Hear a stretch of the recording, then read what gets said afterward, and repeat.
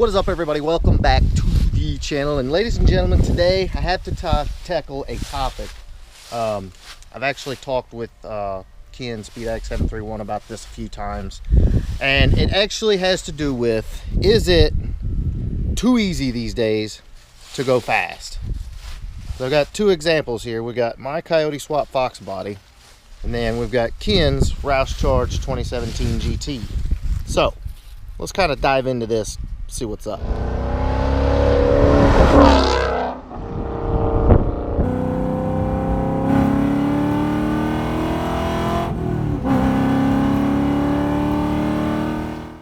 All right, guys, so let's kind of go back in time a little bit. Let's go back to we'll say mid 90s, even the later 90s, when, you know, the best you had to offer, you know, as far as buying a performance car in the Mustang realm, you had your Fox bodies, which were 225 horsepower.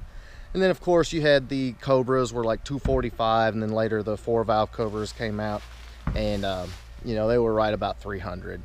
And so at that point, to get into the 12s was doing something. You know, to go much beyond that, you were going to have a lot of bolt-on parts. And, you know, superchargers, you know, you had to upgrade the transmissions, the clutches, the suspension. You know, you had to make the car launch. There was a lot of time, money, and effort it took to get just into the 11s. Just into the 11s, it took a ton of money and a ton of work. Okay, so let's fast forward to present day. Okay, guys, so and the reason I've got Ken's car here is because the new Mustangs, and of course I own one because they're pretty freaking awesome. The new Mustangs, Ken's car has gone 1068 in the quarter mile at 129 miles an hour. Ken's car has a Roush supercharger and a Corsa exhaust kit, VMP heat exchanger with fans, and a tune. And that is it. Simple bolt-ons, and you're running 10s. Okay, guys, so let's break this down a little bit more. So, you know, let's just say we'll take a 93 Fox body Mustang. Let's just say you've got it down in the 10s, which basically you're going to need a 347 good Vortex supercharger. I mean, it just depends on how deep of a build you go into it. But of course, at that point, then you've got a transmission that's not going to handle it, suspension that definitely isn't going to handle it, brakes that don't have a prayer of handling it. So, you know, all of those have to come with it. The fuel system, the you know, essentially everything on the car has to be changed, which when you look at my car, which, you know, now being Coyote swapped, everything has changed on it as well. We had to build the rear end, we had to put a built transmission in it, stronger clutch, you know, full maximum motorsport suspension, and upgrade the brakes to newer spec just to be able to run those kind of times. That essentially, guys, that is what I am talking about. Is it too easy to go fast? And, you know, you asked me, well, is going fast a bad thing? No, going fast is not a bad thing. It's actually a very fun thing that I've been doing for a lot of years. Where this kind of comes into an issue I see is twofold. Number one, you know, you don't, just like, you know, myself and Ken back in the day, we had to do it the old-fashioned way. You know, you're bolting on 10, 15 horsepower at a time. You're trying to wring out as much as you can at the track and, you know, go as fast as you can on a budget. And so you have that progression, you appreciate it more, and, you know, you have a goal to chase. It's not too easy to attain. And when something's too easy to attain, it's not as much fun as, you know, when you actually have to put in some work for it.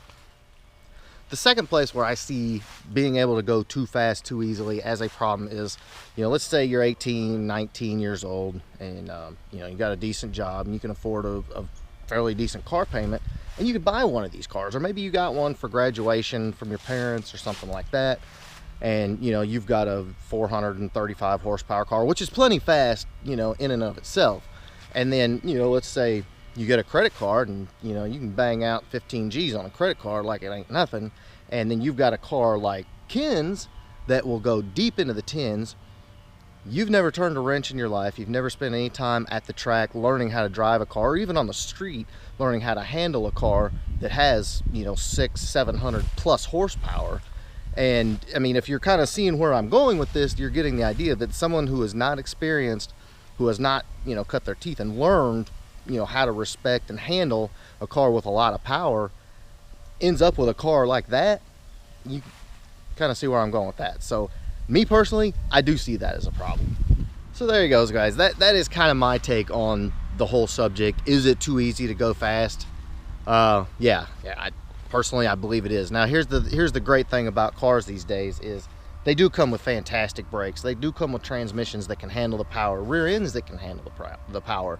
You know, like Ken's car has gone deep into the tens on bone stock suspension, like literally bone stock. He hasn't even lowered the car, for God's sake, and that would be unheard of in, you know, a car like my Fox body. I mean, just don't even try it.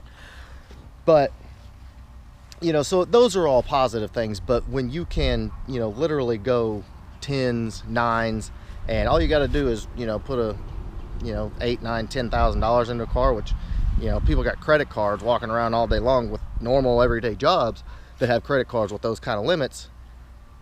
Some people maybe, I don't know, maybe they just should need to work a little harder to go that fast, and maybe they'll respect it a little more and you'd see less wrecks. But anyway, guys, I've done a lot of talking today, and this was a topic that we discuss a lot, coming from, you know, we've all built the older Fox bodies and, you know, had to, you know, go through all the changes and stuff to go fast, and then we also have these newer cars that are so easier to go fast. So that's where the subject came up. Drop me a comment below. Let me know what you think. Is it too easy? I mean, is it, and where do you stop? You know, 9s, 10s, and it seems like today you got to go 1,000 horsepower just to keep up.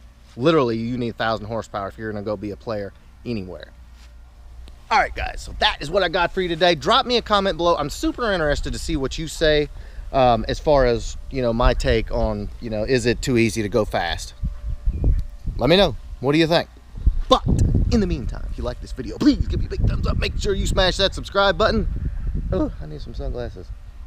All right, guys. Check you later.